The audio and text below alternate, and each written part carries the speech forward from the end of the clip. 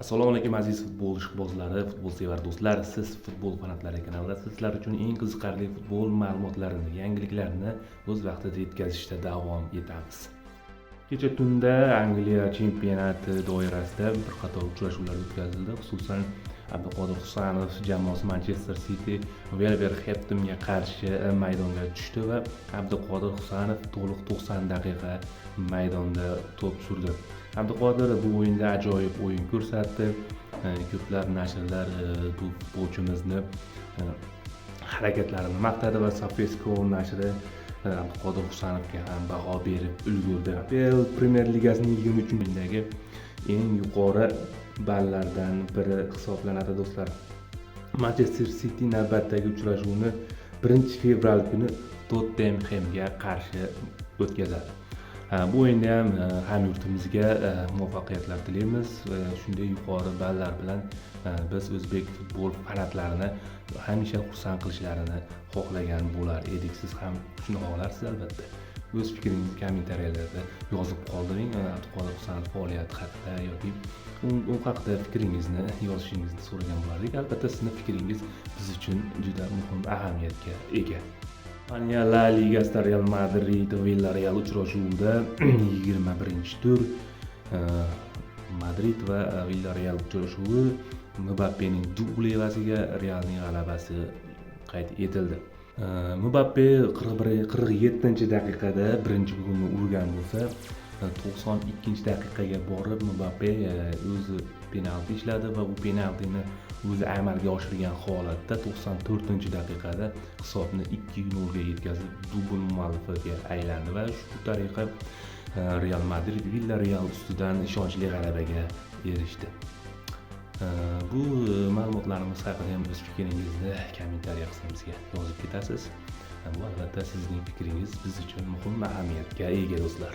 Ispaniyada yana bir uchrashuv, lekin bu erkaklar emas, ayollar o'rtasidagi uchrashuv bo'ldi. Ya'ni Ispaniya Super Kubogida Barselona va Real ayollar klublari to'qnashdi.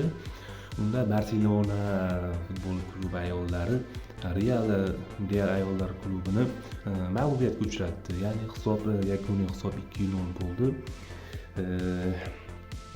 28-daqiqada Esmen Pugs tomonidan hisob ochilgan bo'lsa, 94-daqiqaga kelib Aleksiy Putellas penaltini aniq amalga oshirib yakuniy hisobni o'rnatdi va Barselona Ispaniya Super Kubogida ketma-ket 5-bor chempionlikni tantana qildi.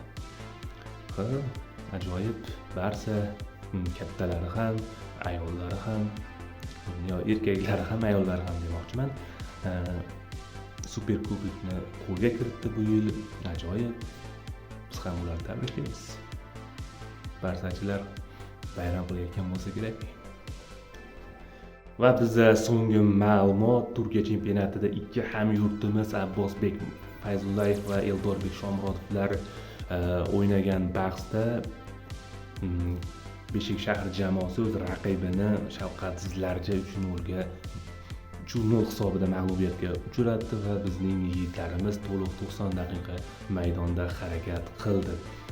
Eng plyus tomoni Eldor Shomurodovning pasidan so'ng jamoadoshi gol urdi va bu bizni futbolchilarimizda shu o'yindagi eng yuqori natijasi hisoblanadi. Lekin o'yinda ham bizni futbolchilarimiz ajoyib harakat qilishdi. Biz futbol fanatlarini xursand qildi. Yani bu o'yin haqida yana bir narsani ta'kidlamoqchiman. Beshik shahar jamoasini biroz tanqid qilamiz.